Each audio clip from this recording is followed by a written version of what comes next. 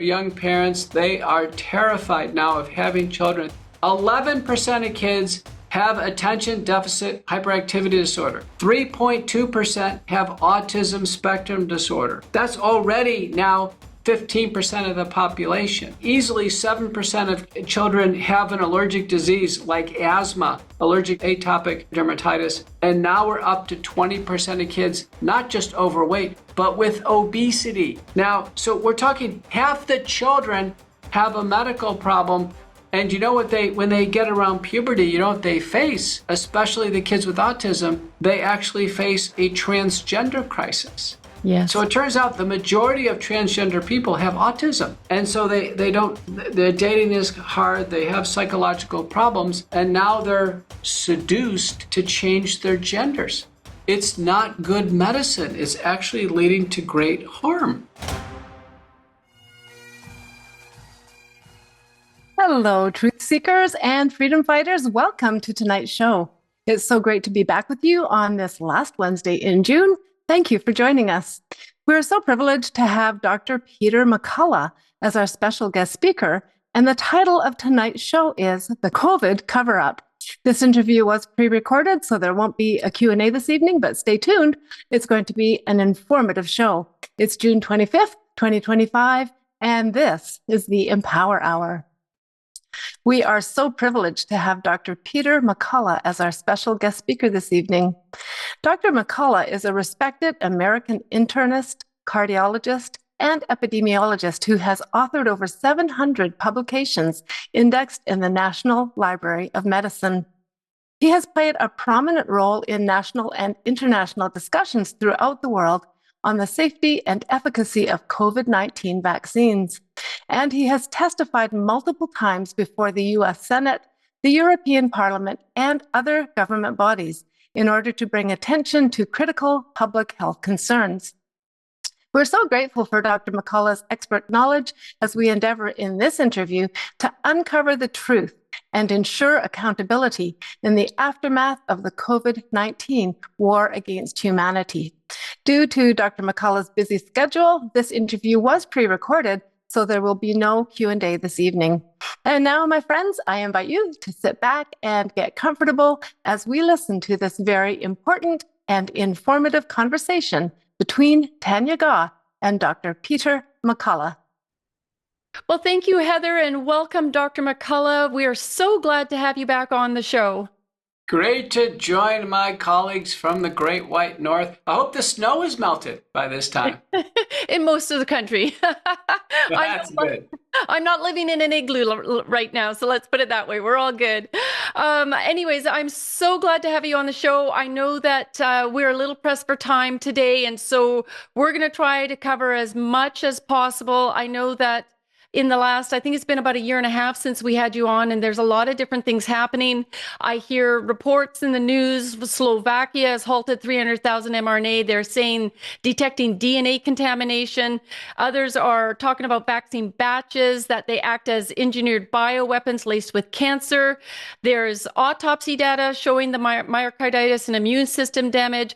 We've got Robert F. Kennedy Jr. is now demanding comprehensive testing, preparing, I believe, for legal action. And of course, FBI Director Kash Patel has taken over Dr. Anthony Fauci's phones and hard drives. So you guys got a lot happening in the US, and you've been at the Senate, you've been doing incredible hearings and really advocating, from the onset of all of this and ringing the alarm bell. So bring us up to date a little bit on how things are going on your end. Boy, you summarized it. It couldn't get worse for the vaccine program. People don't want to take COVID vaccines. They're not taking them. Our FDA is still in la la land. They published in the New England Journal of Medicine new guidance saying not for kids, not for pregnant women. But they said that, 33% of Americans should be taking shots. Turns out hardly anybody's taking shots, way less than 15%. Great website to follow is called USA Facts, where they take the CDC data and they present it so you can understand it. It turns out for white men like me in the United States, all comers, only half of us were fully vaccinated. Wow. Not nearly as many people took the shots in the States as what they think. 44% of African Americans were fully vaccinated. Right. So the vaccines were not popular. You're right. They've had tremendous problems associated with heart damage, blood clots, neurologic damage, autoimmune problems, and then more and more data on cancer.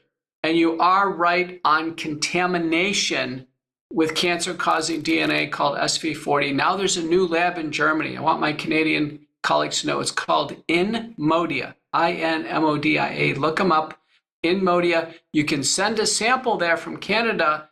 They can see if there's spike protein in the bloodstream and see if messenger RNA and SV40 is inside your cells. Wow. I've done it on some of my severe patients, and sadly, they took the shots in 2021, and they still have it with them in 2025. Wow. Okay. And that was going to be one of my questions today, was to ask you, now that we're 4.5 years out from them launching, we'll call it a bioweapon today. I don't know. Calling it a vaccine is pretty loose term at this point. And if we look at it, we're going through experiences here at Action for Canada because one of our closest team members has been diagnosed with a stage 4 pancreatic cancer. Oh. It had just come down last Wednesday is basically the official announcement of this. And what we're wondering is he had gone in for kidney stones and gallstones and, surgeries like this. And then there was an error made and they had nicked his bowel. And so there was internal bleeding, which led to an emergency trip to the hospital and a number of blood transfusions. And so I think there's a lot of viewers who are very concerned about this matter, that if you're in a predicament like that, is there reason to be concerned about receiving blood from those who have been vaxxed? And is it possible that that could lead to these rapid cancers that we've been hearing about? No, I don't think so. The average unit of blood is only on the shelf 42 days. So virtually nobody's taking shots. And the general advice is if you take a shot, whatever you do, donate blood. So I think the current blood supply is not a concern. Okay, I think that's going to be a relief to a lot of people because I still know people who are like on their 8th shot. I know of people, they're not within my inner circle anymore because they think I'm a conspiracy theorist. But yeah, there's quite a number of people in Canada who are still behind the shots. And here in BC, Bonnie Henry and the NDP government are still pushing this. So, hi, we're going to have a little quick break in the show, but I thought that it was important to interject at this time to provide an opportunity to address the comments that were just made regarding blood transfusions. In Canada, unfortunately, we're faced with a different situation than the US because, of course, of their newly elected and appointed leaders that are taking a really hard stand against the vax and in bringing public awareness. So a lot of you, we know that those who are going for boosters and jabs is way down in Canada as well, but there are still a number of people who are taking them. And I felt it was really important. I happened to be talking to Dr. Hoff last night, and I repeated some of Dr. McCullough's comments on the blood transfusions, addressing those in the US, and asked if this also applies in Canada. And Dr. Hoff confirmed that this is not the case, unfortunately, and that Canada Blood Services has and is refusing to acknowledge that vax blood is tainted. And Canadians, I don't know anybody or any source from any news media that's advising Canadians who have been jabbed not to give blood. So the good news is, and as Dr. McCullough and I will, go into the show, you'll hear more of this. So stick around because this is really good news, is that Dr. Hoff has confirmed that the treatment protocol being used, which is nanokinase, bromelain, and curcumin, is effective in reducing the spike proteins. So go to Action for Canada's page under COVID-19. You'll see treatments come up. You'll see the treatment page. And we've actually had that on the website from Dr. McCullough for a number of years. The only difference is that Dr. Hoff also recommends taking ivermectin for a period of time with these 3 ingredients. And so Dr. Hoff added that we've all been tainted in some way due to shedding. And like Dr. McCullough agreed that it is recommended that everyone, as a precaution, even take this protocol. So I just wanted to give you some encouragement that, for years we've been believing that people that were jabbed and these spike proteins entered their body, that there was no way of removing them. And so as we go into the show, Dr. McCullough is going to address this issue. And it was confirmed by Dr. Hoff that they are having very positive outcomes from people treating themselves with this protocol. And this is readily available on Amazon and from health food stores to get these products. So please be sure to share this interview today widely and help inform your friends and loved ones that there are effective treatments that are reportedly helping many people who have been deceived and devastated that they took this like I say, this bioweapon. So let's get the news out there. Help us do that. We're going to return to the rest of the show and just thank you for joining us. And I'm going to count on you to share this interview with many others. All right, here we go. So I think we have the most tyrannical system of governance pretty much in the Western world, other than a few spots. Tanya, you're such a nice young woman. How can, somebody who took 8 shots, why can't they be friends with you? They don't want to be friends with me. They think I'm too radical. Well, it's not that I won't be friends with them, but they believe that the work I'm doing is a conspiracy. Well, here's the thing. There's a great video out there, and I'm a star in it. And I give credit to Monica Smith in Australia. And it's called The Rational Theorist, www.rationaltheorist.com. And so they play a video, and someone goes, "Oh, Dr. McCullough's a conspiracy theorist." And so the comeback is, no, I'm not a conspiracy theorist. I'm a rational theorist. I have rational theories. We can talk about them. We should be able to talk about the vaccines. The most common response I get when I talk to somebody who took the shots, and like a colleague or a family member, they say, "I don't want to talk about it." Mm-hmm. And that's great. Yeah. Do you get that? Yeah. Yeah. Absolutely. But the beauty is that time is a treasure, because within time, people are realizing many, don't you find? I mean, it's one of the questions I had for you. I mean, you would be like me, that would have been one of those people on the front line trying to warn people not to capitulate or comply with all of the lockdown measures, but also to avoid taking this injection. And do you find that over time you are having far more support than those who were once upon a time opposing you?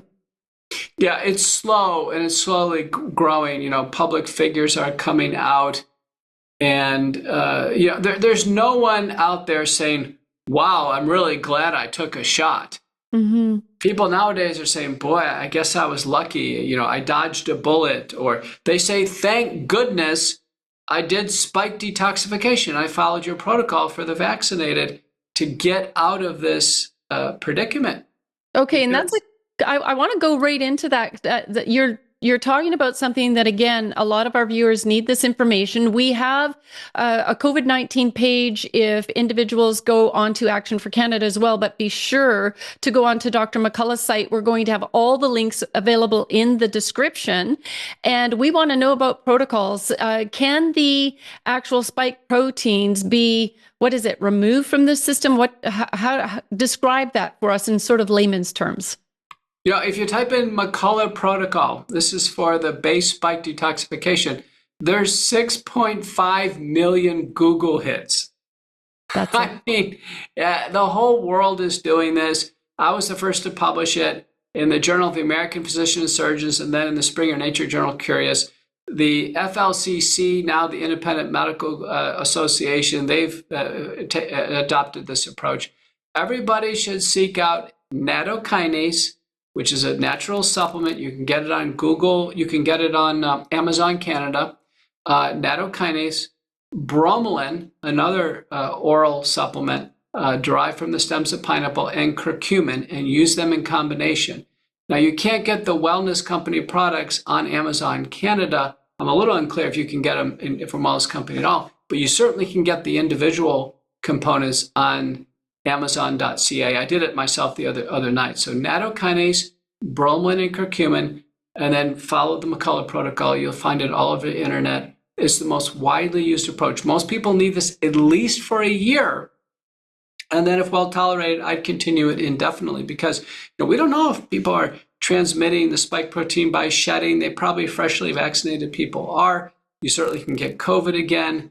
And I encourage everybody, McCullough protocol, base spike protein detoxification. For your Americans listening, you can go to the wellness company, twc.health, get the ultimate spike detox and follow the instructions. Okay, and we'll for sure be making sure that that information is available. We also have it on Action for Canada's page, many articles and links leading to Dr. There you McCullough. go.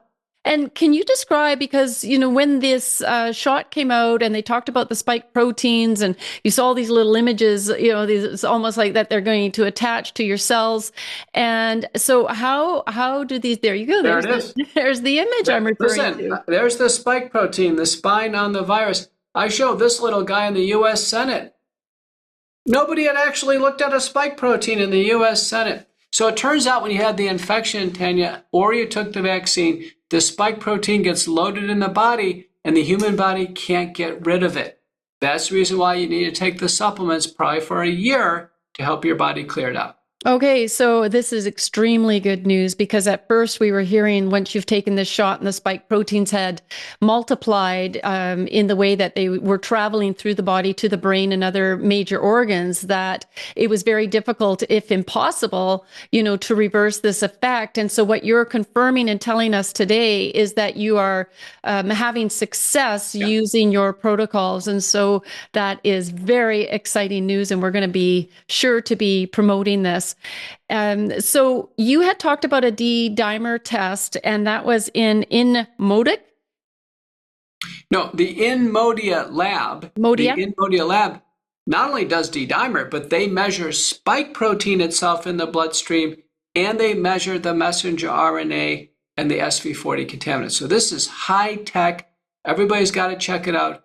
Go on the internet and find InModia Laboratory. The Canadians can contact them, and you can send a sample to them. It's very important. I've had my patients do it as well, InModia, and get the full panel of testing. Now, if the D-dimer, which is a common test, if it's elevated, it's a sign that the spike protein is contributing to micro blood clots or even real blood clots, bigger blood clots in the body. Are you hearing much about blood clotting? Because that was something that was sort of at the forefront of the news anyways. Within the freedom movement, you wouldn't find mainstream media talking about this.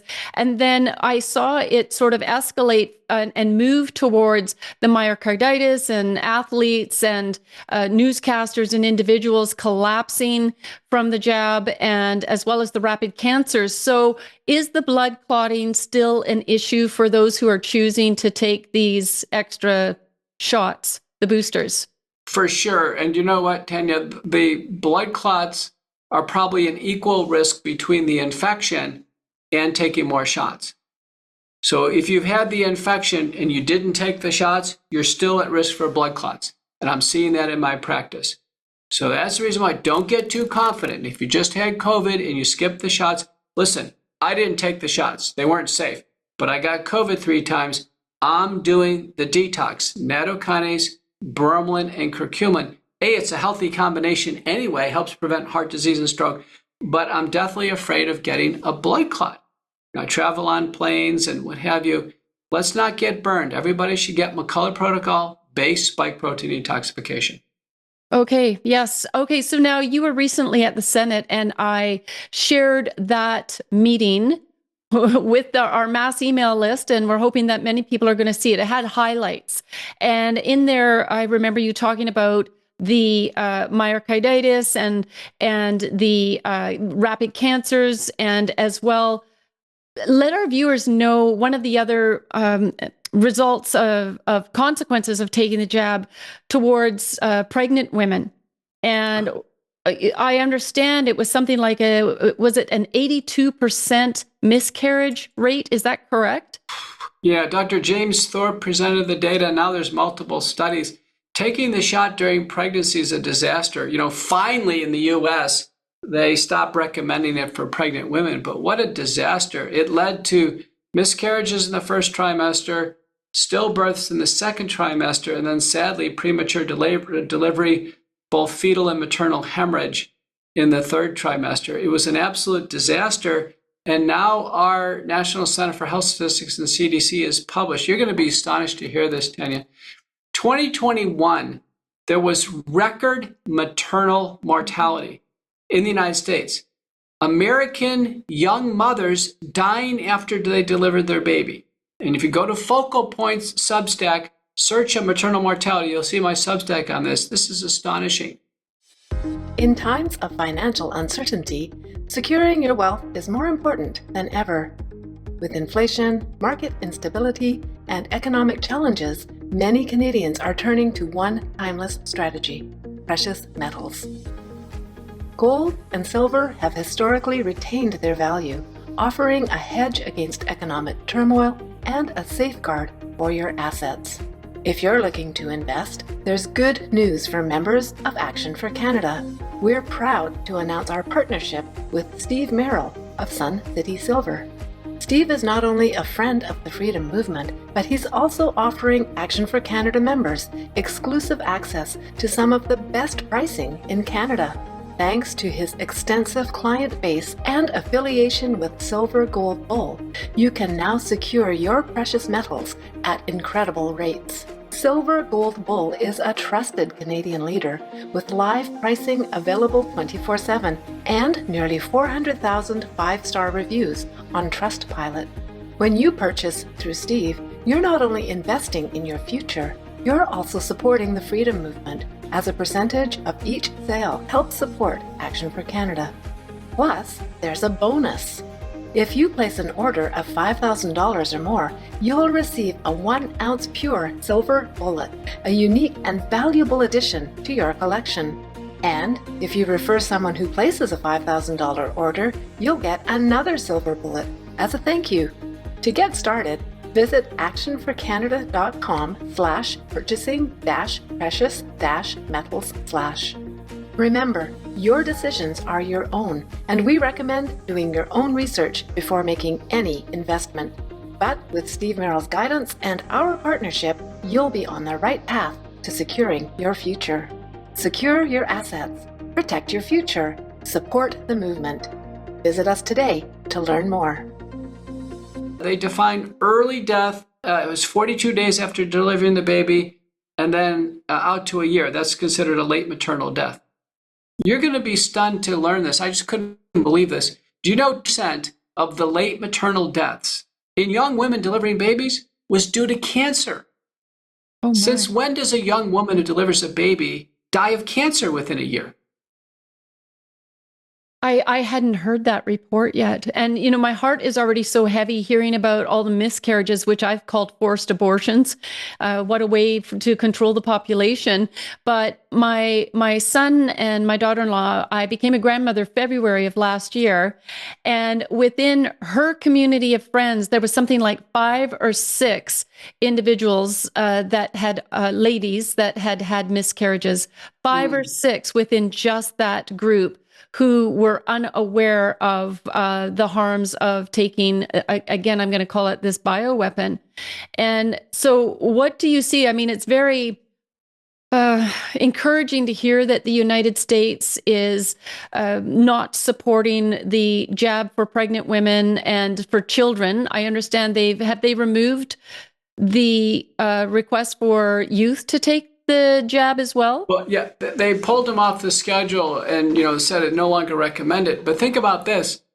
If they're not safe for pregnant women and children now, they weren't safe 3 years ago. No. I mean, this is a tacit admission that this has been a biological safety catastrophe. It's been an absolute catastrophe. And not a single world leader and not a single country has pulled them off the market. Not a single one. No, in British Columbia, the health officer, Bonnie Henry, and the NDP government are still pushing it, saying it's safe and effective for pregnant women and for children, school-age children. And we know that the vaccine or immunization schedule was what, 14 or 16 doses back in 1950, and it's just kept increasing to 72 doses for children in 2019, and they figure it's going to be up over 100 doses because they are going to include COVID jabs as a protocol for children in their lifetime, 0 to 18 years old. This is what our children are looking forward to. So I love that you talked about vaccine hesitancy among adults, but what I'm finding as well is, let's bring up childhood vaccination or immunization, whatever you prefer to call it. But now there is a huge increase in hesitancy amongst young parents deciding not to give their children immunization. Have you seen that as well, or how do you feel about that? Oh, yeah, for sure. I just gave a stage presentation out in Temecula, California, 412 church out there. Tim Thompson's the pastor. And this nice couple, a little older than me, came up and said, Dr. McCullough, we didn't take the shots, and we've got lots of kids, and we got 25 grandkids. I said, well, congratulations. God bless you. They said 4 of them have autism. Yeah. Since when do you hear 25 grandkids and 4 kids with autism? When you and I were kids, the rate of autism was 1 in 10,000. Now it's 1 in 31 in the United States. That means, that's 2022 statistics. That means 3.2% of American children have autism, like real autism. Some states is even higher. Heavily vaccinated California. California is kind of like Canada, where they make it nearly impossible to attend school unless you take a shot. Yeah. California is up to 5% of kids with autism, and among them, 27% have profound autism. Mm-hmm. Profound autism is defined as an IQ less than 55, head banging, repetitive behaviors, nonverbal, unable to use the bathroom alone. They will require lifelong special needs. Can you imagine more than 1% of California children are in that situation right now and growing? Well, if we're going to talk about a pandemic, I think that would be more appropriate if we talk about what's happening to our children as far as autoimmune disorders and autism. My daughter-in-law is an education assistant, and so she's dealing with this on a daily basis, and how the increase within the schools and behavioral problems. I mean, for multiple reasons, we're having behavioral problems because the woke agenda is in there as well. But these autistic children, and we can't even just talk about that percentage of children that have autism. We need to also reflect on the families. I mean, how this has impacted their lives, and that will be forever. Tanya, it's absolutely devastating for young parents. They are terrified now of having children. Think about this. This is U.S. statistics from the CDC. 11% of kids have attention deficit hyperactivity disorder. That's a separate category. 3.2% have autism spectrum disorder. That's already now 15% of the population. Mm-hmm. Now there's, easily 7% of children have an allergic disease like asthma, allergic dermatitis, atopic dermatitis. And now we're up to 20% of kids, not just overweight, but with obesity. Mm-hmm. Now, so we're talking half the children have a medical problem. And when they get around puberty, what they face, especially the kids with autism, they actually face a transgender crisis. Yes. So it turns out the majority of transgender people have autism. And so their dating is hard. They have psychological problems. And now they're seduced to change their genders. Mm-hmm. Well, they are definitely targeting the most vulnerable in our society. And on top of that, between Europe, America, and Canada, never mind the fentanyl crisis as well, but the attack against the natural family, but targeting our children, trying to march out little Marxist soldiers from the school system. But part of that is affecting children. So we've got the autism group, We have the other learning, I want to call them disabilities at this point, the kids are facing within the school system. And then you have them indoctrinating our children, where we've got a 25 or 29% rate of children who are now identifying as LGBTQ because, they've been fed that it's that high. And they call... No, say that again. I'm shocked. What's the number? 29%. Could be 25 to 29%, and it even goes into 30%, depending. Well, it would depend on what state you live in or what province. And this is a crisis. And to have children going through this en masse. Actually, we're leading into children here. So just one more thing, because I believe I've heard you. Hang on, I have to give an update on transgender. Yes. Recently, the Supreme Court upheld a statewide ban by Tennessee. No transgender programs for children in Tennessee. Texas, there's no programs. Half the states, transgender is so dangerous. I want the Canadian parents to know this is so dangerous. It's sterilizing, disfiguring, increases their psychiatric problems, and increases mortality. It's so dangerous, it's banned. President Trump has pulled funding for all of this. There's a reason why we're banned in the United States, you guys. It's not good medicine. It's actually leading to great harm. So, we're at a time of great controversy here. This is not going well. And we are going to have to, intervene. We've got to, RFK has dismissed the entire vaccine panel. We need a whole new group in there. We have to lessen the burden of vaccines. Now, I'm not against vaccines. I've taken all the vaccines up to the COVID shots, but we can't give big batteries of vaccines during the vulnerable neurologic development phase of life. Vaccines are far safer if they're given individually, if they're spaced out and taken later in life, and a lesser number of them. Well, and actually, when the so-called vaccines were introduced back in the 50s, there was so much within society that had already improved that many of the diseases that these were meant to, counter had already dropped in their intensity and their degree to almost nil. And so the introduction has led to big pharma, no liability on behalf of those producing these jabs. And so really it's become a toxic product that they're using on our children, and all for the purpose of money. And as well, so is the trans agenda, because once you diagnose a child, they can self-diagnose as trans at this point. You get them on puberty blockers, you're sterilizing them and then fast-tracking them to surgeries and mutilating their bodies, and it's not considered illegal. It's just shocking. But Tanya, I want another important message. One shot of a puberty blocker, the most common one used is Lupron, it impairs intellectual development. The kids will never be as smart as they could be. Mm-hmm. One shot is very important. Well, let me ask you a question. You're a young mother, maybe maybe a young grandmother.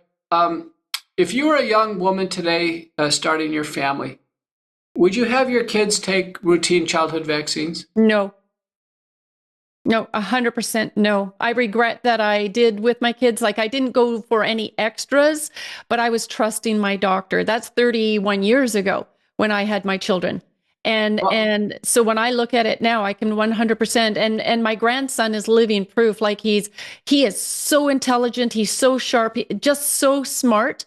And I think it's the well, wait a minute. Decision. Did your grandson take any shots? No. Oh, well, listen, my kids also about 30 years ago, and they took fewer shots, but like you, I didn't question it.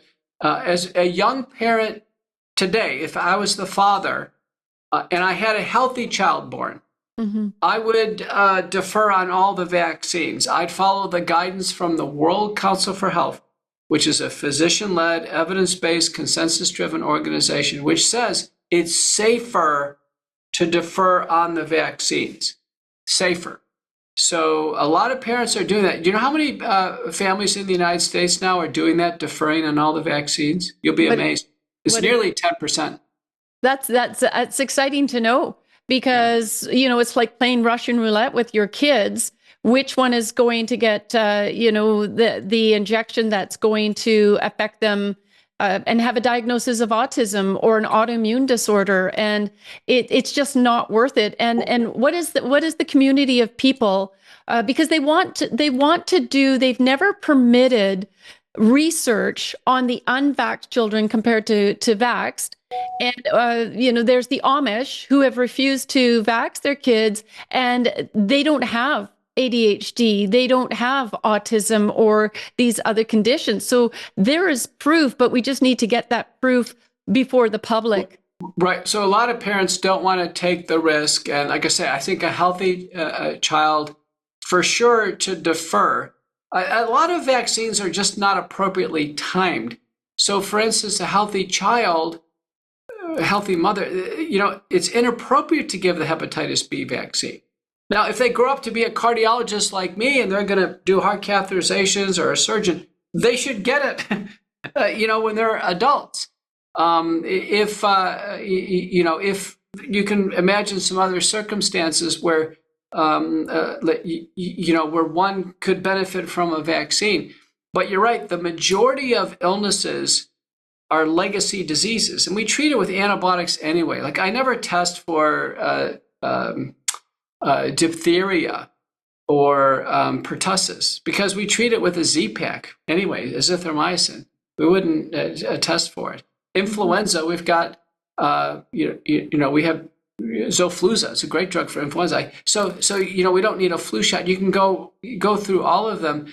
So the vaccines are not medically necessary. They're not clinically indicated, and they appear to be unsafe and given in combinations. Now, what I've said is vaccines are not the direct cause of autism, but they're a risk factor for autism. This is very important. There's other risk factors, and there's secular trends.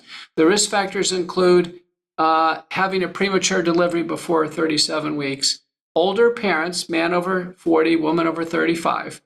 Okay, there are some genetic variants, and then combination vaccines. So it's a risk factor. Now, of all those things, one of the most modifiable risk factors is to defer on the vaccines. So you're right. All the studies that we have available that compared completely unvaccinated kids to vaccinated kids, the unvaccinated kids are always healthier. Hands down. And I even wonder, we talked about when we were young and maybe autism was 1 in 10,000 and now it's 1 in 31, but what has increased during that time? So when I was a kid, of course, the vaccine had already been introduced for some time. And we've heard, at the World Health Organization leaked videos where they were confirming that the mercury and the metals that are in the immunizations travel. Some of that can travel to the brain. I'm not a medical doctor, but I'm trying to articulate myself in ways where the mercuries have been part of the cause of autism. Is that correct information? No, Tanya, I think people have inappropriately focused on adjuvants like mercury or aluminum. Yes.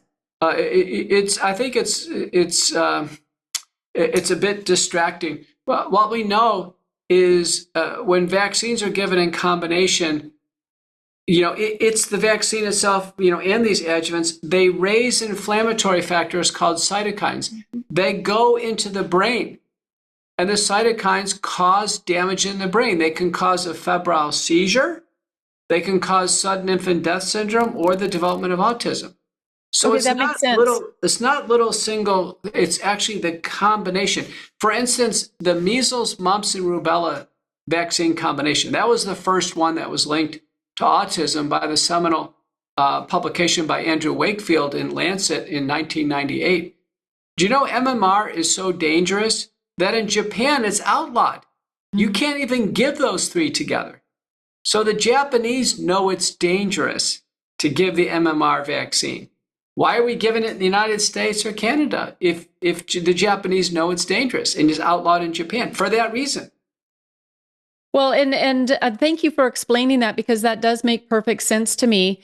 And this is, again, a compelling reason why parents need to really consider and think about what it is they're going to do. I know I was so afraid to say no when this doctor I trusted was saying, oh, no, it's safe and effective and recommended. And the what if is so scary for a parent. But now we're reversing, we're turning those tables around, and we're saying the what if is far greater on how your child will go through life after taking the so-called childhood immunizations that will last a lifetime.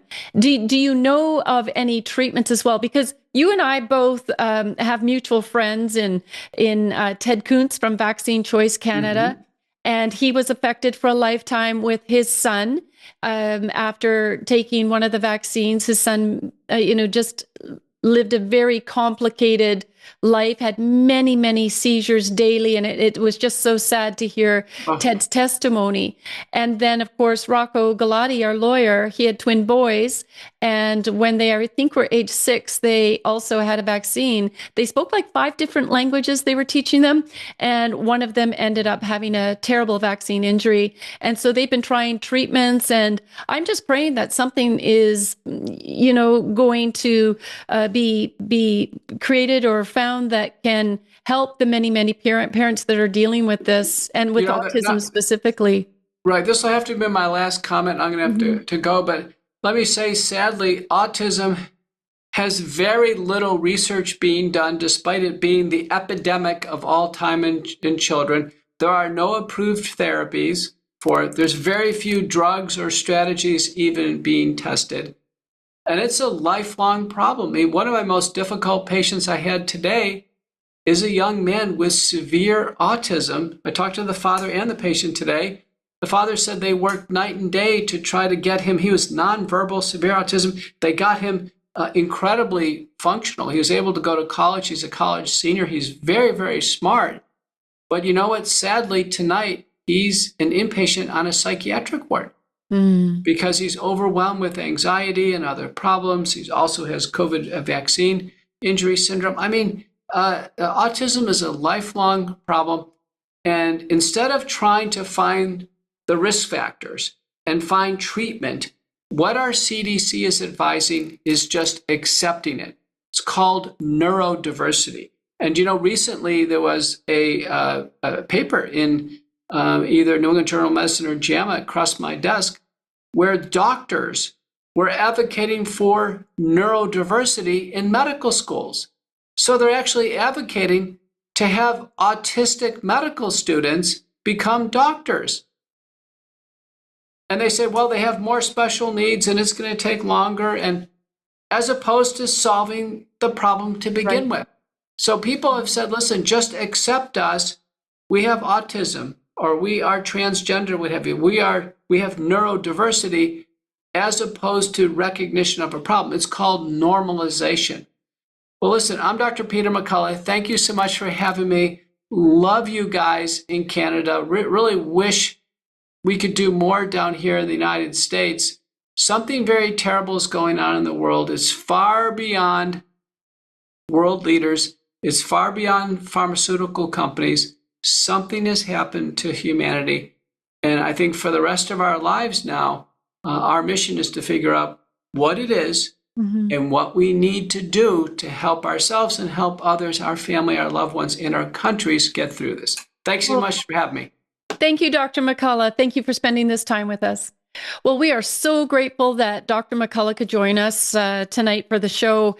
And one of the things, as soon as he came on, he was like, Tanya, I'm so sorry, but I've only got about 30 minutes. He has a patient in crisis, and I just appreciate him so much, and how he's been on the front line fighting since the beginning of COVID to warn people of the harms, and to try to explain to people how this was basically a global government operative that was going to affect humanity.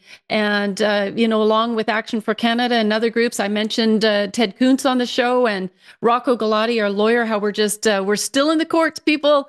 We're still, moving forward with our BC and federal action. And we always said we're going to pursue justice. And God always said to me, he says, pursue justice and I'm going to meet you in the courts. And I got to tell you, I have no idea what that looks like because things can look so bleak at times, but I have a lot of faith. So I had promised I'm going to just share my screen and the one thing that we talked about, and I was so excited. I hope that you are going to feel some peace about this, for loved ones who have taken the jab or coworkers, and it's been very stressful for us. I know Dr. McCullough joked with me a bit about some of these people aren't talking to me anymore, but when they do, I sure would like to reach out to them and provide them the link to his page for the protocols, because this was good news tonight. This was really good news to show that after a year, the spike proteins had been reduced. And also, I didn't have a chance to look up the link, but that in Modia, to be able to send some blood work and see where your spike proteins are at, do the D-dimer, and let's be proactive about helping society get well again, so that people are being encouraged that if they've taken the jab, not to give blood. But I don't think there's much of that going on in Canada right now. I certainly haven't heard about it in the news. So let's get to Dr. McCullough's. This is petermcculloughmd.com. And then right away, you'll see one of the links that goes COVID-19 early treatment. And that will lead you to this page. So you can actually chat with a personalized doctor and get some assistance. So we will make these links available in the description, where you can also go. I've brought up the Vax page, but what I'm going to do under COVID-19, if you click on treatments and down to Vax Spike Protein Detox, a few simple clicks on our website, scroll down a little bit. We have information from Dr. Mackey's, who is really encouraging people who have rapid cancers and whatnot to, of course, take the ivermectin, fenbendazole, and a cocktail of other medications. And then down below, there is a full section from Dr. McCullough. This has been on our page for years. And so that's why I was very excited to hear today that it's actually working for people. So here's the nanokinase, the bromelain, the curcumin, and it has links to read more on each of those products. So if you can't find Dr. McCullough's page, come on to Action for Canada and you can look it up here. Now, previous to this, I had the child vaccine page open. If you go under current issues, you can click on childhood vaccines and it will bring you here. And I think this is one of the most important topics as well, that I was so grateful that Dr. McCullough and I could address this issue tonight, because there is a huge amount of vaccine injury in children, and it is directly related to the injections, of course, that they're receiving starting from birth on all the way to 18. And then it doesn't stop there, right? The marketing for, take your flu vaccine, and for the elderly people, they have a lineup of other vaccines that they should be taking. And it is a money-making business. And when you have people making money and they are not accountable and they're not liable for the product that they are putting in your arm, you better ask the right questions before you decide to move forward with it. And that's what we're asking you do with your children. It's time for informed consent. And Vaccine Choice Canada has been absolutely amazing at providing information, especially for parents on the harms. Action for Canada has created this page. We have links here and stats that you can look at. For instance, for unvaccinated children, you see this blue line? Okay, that's the unvaccinated. As far as ADHD is concerned, 0 ADHD children.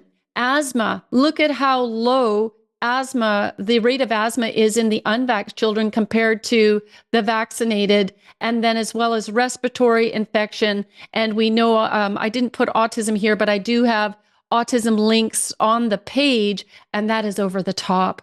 I mean, it really is becoming a pandemic, and I feel so badly for the families, these parents that meant so well in getting what they thought were giving their children the medical attention, and treatments that, they've been convinced was the right thing to do, only to find out it's causing them a great deal of harm. So just take a look at that image for a moment as well. I'm just going to blow it up a little bit here. I'm like, holy smokes, 14 doses in 1950. And as I mentioned, just prior to them creating and developing vaccines, the rates of pertussis and polio and smallpox, all of these, there's another chart. I don't know if I have it on the page, so I'll use my hand as the chart. But this was the rate. And then all of a sudden you see this great decrease. And that it's at this point where they started to introduce these vaccines. And everybody will brag on about the polio vaccine. Well, what would we have done without the polio vaccine? But if you look at what Bill Gates did in India, there was hundreds of thousands. They've used the people in India, sadly, in third world countries as experiments. And they experimented on them, and many people became paralyzed. I have information about that on the website that I reported years ago on. And Bill Gates is one of the ones that definitely needs to be held to account. And in advancing this, and he continues to do it, knowing how much harm that he is causing. So do check out our page. There's great videos on this page as well. Look at that. We've got Dr. McCullough on. This actually went viral when we were talking about childhood vaccines.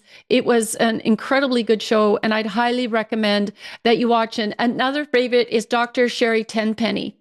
And when she started going through medical school and she was hearing about the vaccine education, there was something that tweaked in her that she thought, something doesn't sit right. And so she began to investigate. And as she did, it says here that Dr. Tenpenny is a leading advocate for vaccine education and has invested 20 plus years and more than 40,000 hours researching, documenting, and exposing the harms associated with vaccines. She's just a wonderful lady. I would highly recommend again that you watch that video. We're talking with Dr. McCullough as well about the harms of puberty blockers and this transgender agenda that's been attacking our kids en masse. And of course, one of the sneaky things that they do, it's always got to become emotional and manipulating parents. And they would say, firsthand, we have recordings of this, of a Dr. Wong here who ran a gender clinic in Vancouver. And he's on a record encouraging parents to say, well, say your child's suicidal, and then they'll fast track them and make it a priority to get them the blockers, the hormone blockers, and get them into surgery. Can you imagine? I'm like, what a monster, knowing that they're going to cut up and mutilate these children. And now, we're seeing that the rate of suicide, because people like Dr. Wong would say, if it's your daughter, they'd say, do you want a dead daughter or a live son? Like as if their daughter can actually become a son. It's scientifically impossible. It can't be done. And you either have XX or XY chromosomes. And, 100 years from now, when they dig up everybody's bodies, they're going to know who was a male and who was a biological female. It's just a fact of life. And yet they are attacking our children with this mass social contagion that is coming from the school systems and indoctrinating our children and putting them on the hormone blockers. And it just also, when he said how it affects their mental ability, their processing, you'll see that many of them are depressed. They're not thriving. These children are not thriving, and that's happening for a reason. And we're at war for our children, and we're going to stay on the front line until, like America, we're shutting every bit of the puberty blockers and these surgeries down in Canada as well. So be informed of what's happening with our children. All right, now we're going to shift. Again, that was as part of the interview. I just wanted to sum up and give you some of the resources that you can do further research on for yourself regarding Dr. McCullough. and the issues that we discussed tonight. So next week, we're going to have Robert Brain back on the show. And if you'll remember, we've had him on, I think, is it three times? And he refers to himself as a forensic arborist because as soon as the fires started in California, he started to research them. He started to go through the sites and he saw incredible anomalies that looked more like this was a targeted type of attack where the fires were being set on purpose. There is another news article that came out, and Mario really does some very, very good programs, really has a lot of facts. So Manitoba has something like, I think it says here, 109 fires burning. Well, guess what? 99 were caused by humans.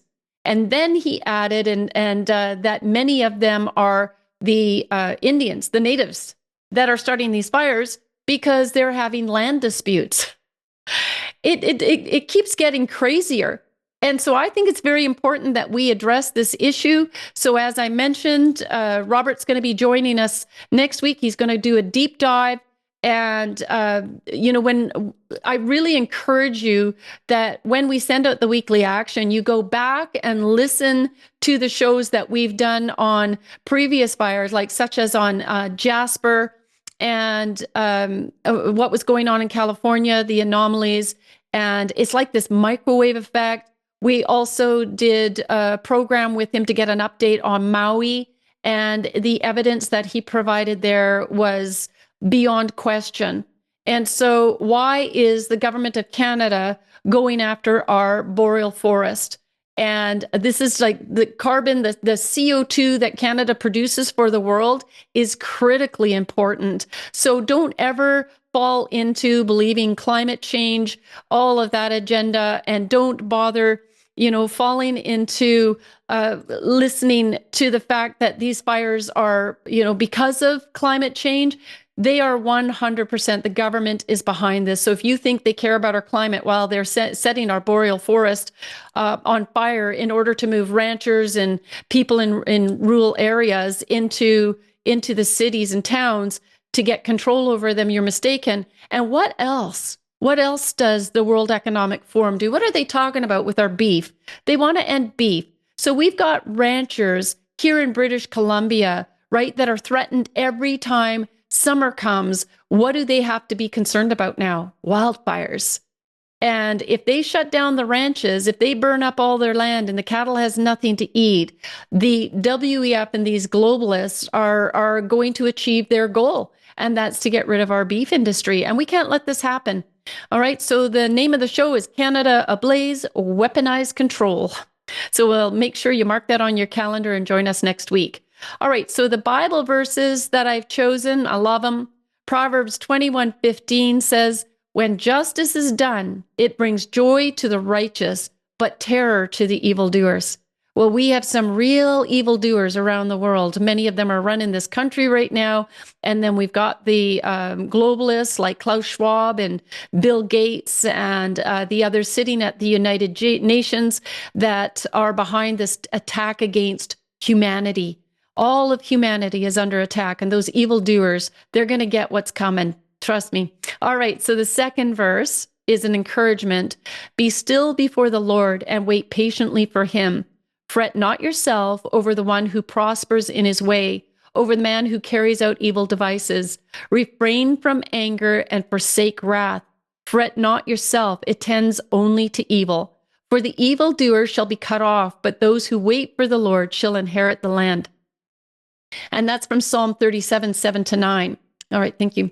So that doesn't mean that we sit back and do nothing. Absolutely not. The Bible also says we're to expose evil and that we're to protect the widows and the orphans, that we have a right to protect our borders, and that, but what we're also supposed to do, and why we're in some trouble here in Canada and other Western nations, is because they removed God. They removed prayer from schools. They removed God from the legislature and prayer. We used to open up in prayer. And so what's happened is abortion. There's been something like 6 million abortions in Canada. We're only one of the so-called developed nations, and I use that loosely, in that have, unprecedented abortion rates all the way till full term. And that's got to change. And then, of course, including the Conservative Party, approved same-sex marriage. Well, the Bible says homosexuality, right, is an abomination. And if we love that community of people, we're going to talk honestly about it. But the Bible also says that fornication is wrong. What's happened? People don't get married anymore. The family, the breakdown of the natural family. It's so easy now for people just to split up and not make it through the tough times and not, get involved in adultery. Like, we've got a really sinful country that we're living in. And when you go look in biblical times throughout history, a country falls when this happens. And it's only when they turn around and repent and get right with God that he promises. It's a promise in the Bible that if we will humble ourselves before the Lord and that we turn from our wicked ways, that means we make things right. That means we care about who gets elected and into office. And we're going to have to work really, really hard to get good people in office. But I believe it's possible. And that's going to have to be people who believe that Canada was built on Judeo-Christian principles. That's the foundation of our nation. That's fact. It's not something I'm making up. If you like 56 Islamic majority countries, I don't think you do. I don't think you want to give up Canada to go and live in a country that has a totally different belief system and that their governance is built on that. I've said this repeatedly, just in case one new person is listening today, that it isn't a matter of racism or objecting to other cultures, but those cultures can't come in and set up in Canada. And we've allowed that also to happen. We've got false gods, Sikhs, Hindus, Buddhists, and, Islam set up in Canada, bringing all of their false beliefs and disrupting what was really working for us. And that was good biblical principles where it says, you don't murder your neighbor and you don't commit adultery and you don't lie and you honor your mother and father. And it says with that one, it goes well with you. So that's something for our youth out there who may be listening. All right. So that's the end of the show. I'm going to ask you, as always, give us a thumbs up. Please, if you haven't subscribed to our Rumble channel, do so. Dr. McCullough had said earlier that YouTube is lifting the restrictions. Action for Canada hasn't been able to post on YouTube, so we've had a limited viewership. And so we're going to be trying to post on YouTube and make those available. So will you help us build our presence, please? And that will be from giving us thumbs up, sharing our material, because we are the only organization that reports what's going on, but actually offers you solutions. And we're working really hard in the background, pushing it back against the tyranny as an organization. So we thank you. You're part of the team. All right. God bless you, and God bless Canada.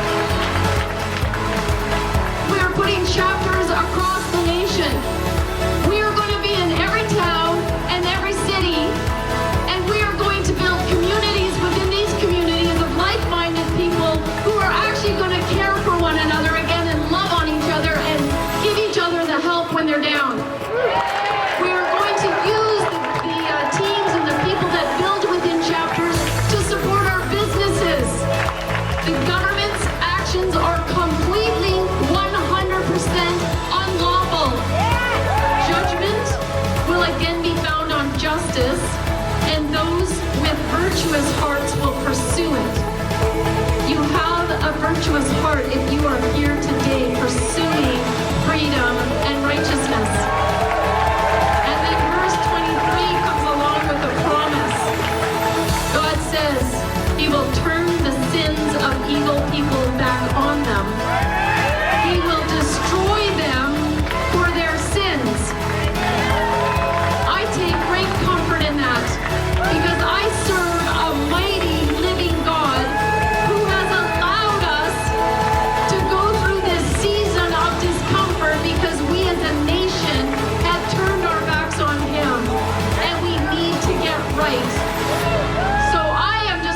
thank you so much.